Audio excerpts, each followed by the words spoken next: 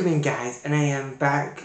I'm back to talk about to preview the NFC North, and I'm going to preview every single NFL's division and give you my thoughts on the upcoming 2025 season. And we're going to start with the Detroit Lions. Now, you look at the NFC North in the past number of years, it's kind of been the Packers or the Vikings, or recently we've won the NFC North a couple of times the last few years in the Brad Holmes and Dan Campbell.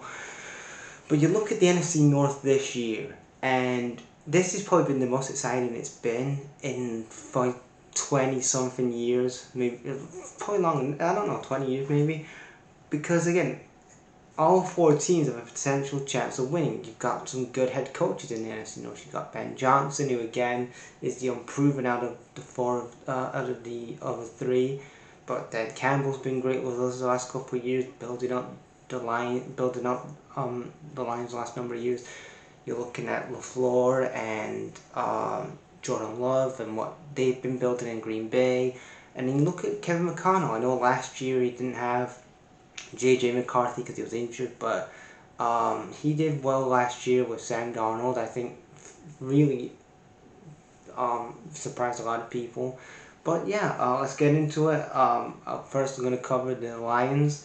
Coming away from 2024, the two big issues that I had with the Lions was glaringly the defense side of the ball. I know Aaron Glenn, he did well, but you're looking at last year, I know we have Brian Branch, Aiden O'Connell, Kirby Joseph and stuff like that, but you could see that once Aiden Hutchinson got injured, why did I say O'Connell? Once Aiden Hutchinson got injured, you could see, like, yeah, he was the most productive most productive edge rusher we had. Like, he was putting up 7 sacks a game. Compare that to the others, like Brian Branch was on 1.5 point sacks per game. You know, it's a big drop off here. But yeah, so we did address the main focus was an edge, inside linebacker, wide receiver. And then, like I said, we lost Ben Johnson to the Bears. We lost Aaron Glenn to the Jets, and then we bring in Kelvin Shepherd as that defensive side of the ball. Obviously, he's our new defensive coordinator. Then we bring in John Morton, our offensive coordinator, and then you look at John Morton kind of has a similar philosophy to what Ben Johnson did. He focused more on the running game. So like again, like Jamar Gibbs and Dave Montgomery are going to be fantastic benefits to that. And then he has to stretch the run and stretch on the outside. And then we have Kelvin Shepherd, defensive coordinator. Let's be aggressive on the turnovers and build a foundation and build a great philosophy. And then the additions that we added in. Again, like I said, we addressed the cornerback addition with DJ Reed.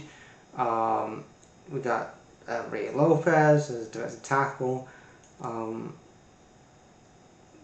We also got Justin Harold from the Saints for our offensive tackle. So again, we got Grant Strout from the Colts linebacker, again focusing on that defense side of the ball. And then the draft, Tyreek Williams, defensive tackle from Ohio. Then we got Tate Routledge, a guard. And then we did trade away a couple of people, and then we Isaiah Tesla, wide receiver, so again another great option for Jared Goff as a quarterback. And then Deion Jackson and Aman Hassan, defensive end from Ball State.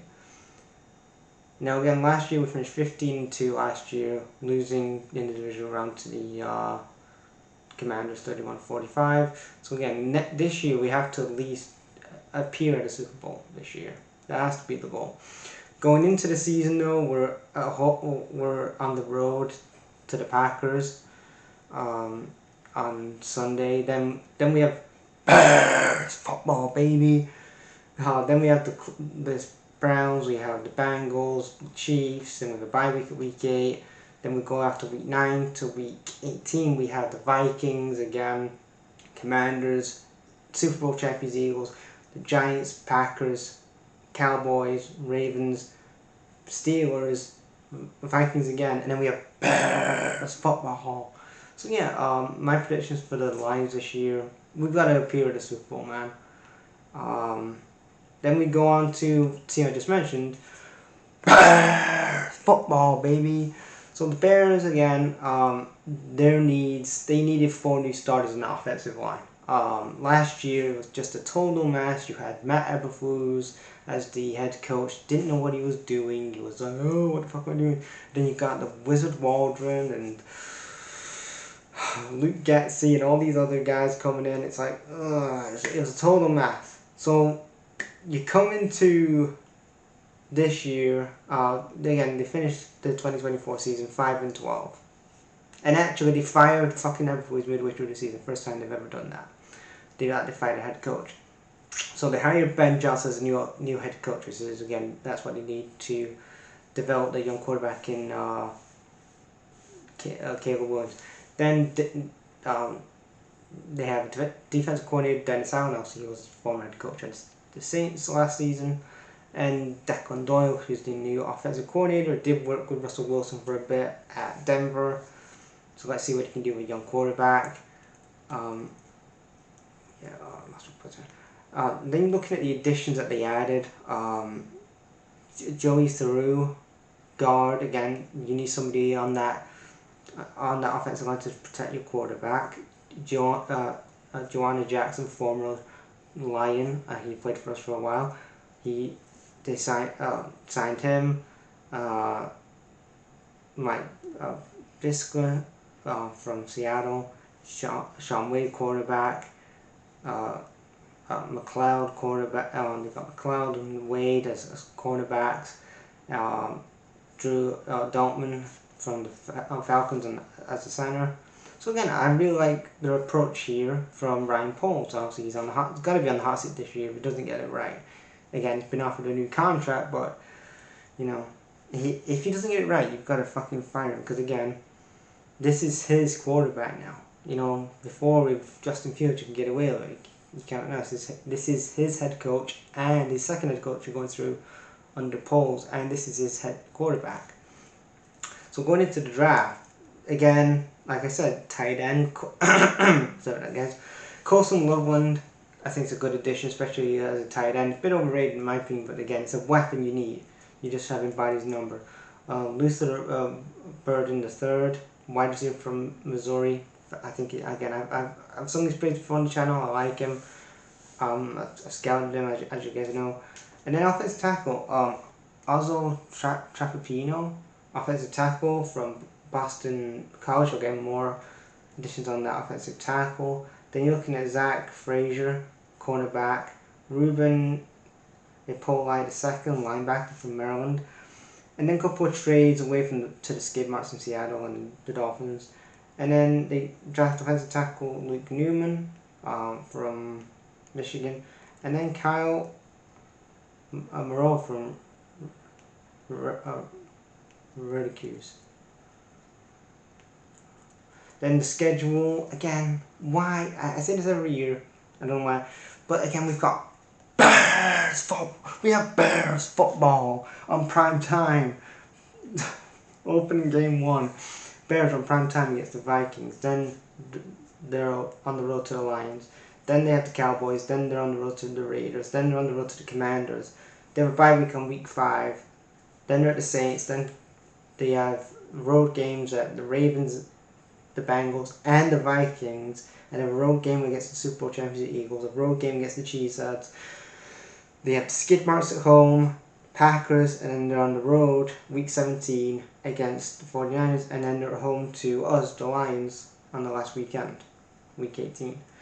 Predictions for the Bears, I think for me, new head coach, Second year with Caleb Williams. Caleb Williams needs to hit 4,000 passing yards. That has to be the goal, and they have to get into the playoffs. They have to get into the playoffs, either a wild card or win the division. That's my opinion.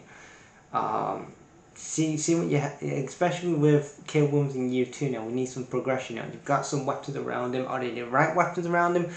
I don't know. Time will tell. But you need to see some progression. Ryan Poles better make sure this delivers, because if it doesn't, then it's going to be another guy on the chopping block, and yeah, waste of a season, man. Then we're going to go to the Vikings here. Now, the Vikings last year finished 14-3. Finished second, got to the wild card. Lost to the Rams 9-27. So what did they need going into this? Needs going in.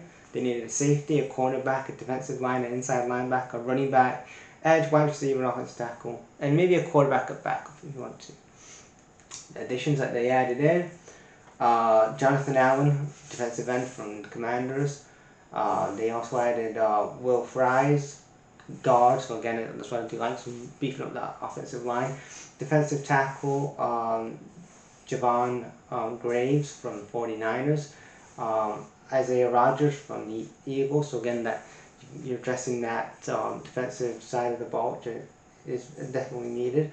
And then you have Tim Jones, wide receiver from the Jags. So again, I'm pretty decent free agency signings here. Nothing like something popping up really good here, but they're addressing what they need to. Departures here: Jonathan Boyd got signed, departed and went to the Saints, and then Cannon Bovin went to the Colts. Then in the draft, again, they did a lot of trading up the Vikings. They weren't like too busy in the draft. Donovan Jackson was an addition. They got a guard from Ohio. I think it's a pretty decent addition for them.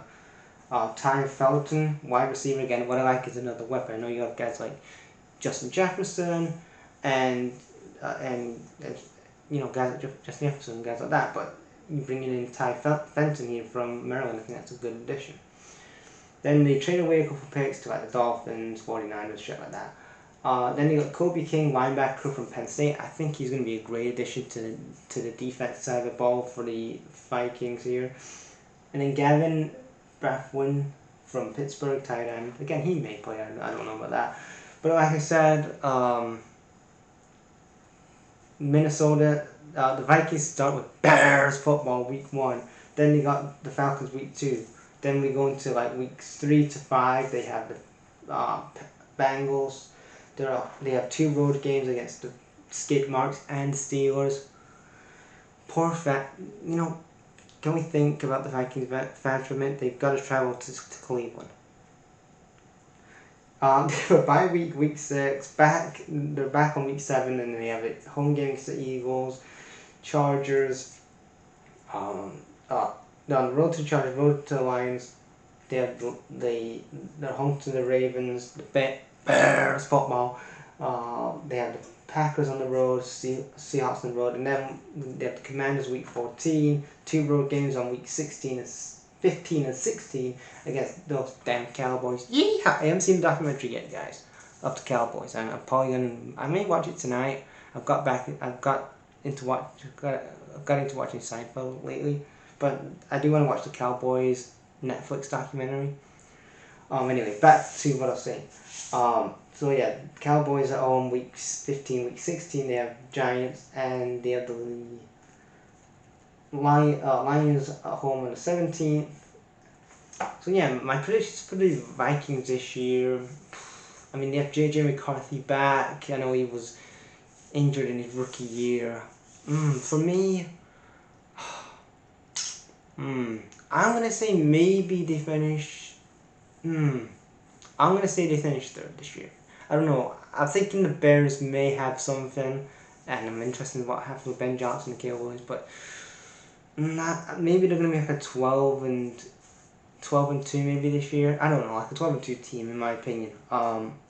But overall, I'll leave you guys. What do you guys think about the NFC North? Who do you think is gonna win the division?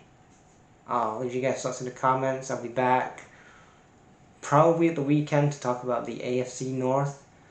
I'm gonna get that. I'm gonna do that probably the weekend, maybe Saturday, Sunday. But yeah, leave your thoughts on the NFC North in the comments, guys. Peace.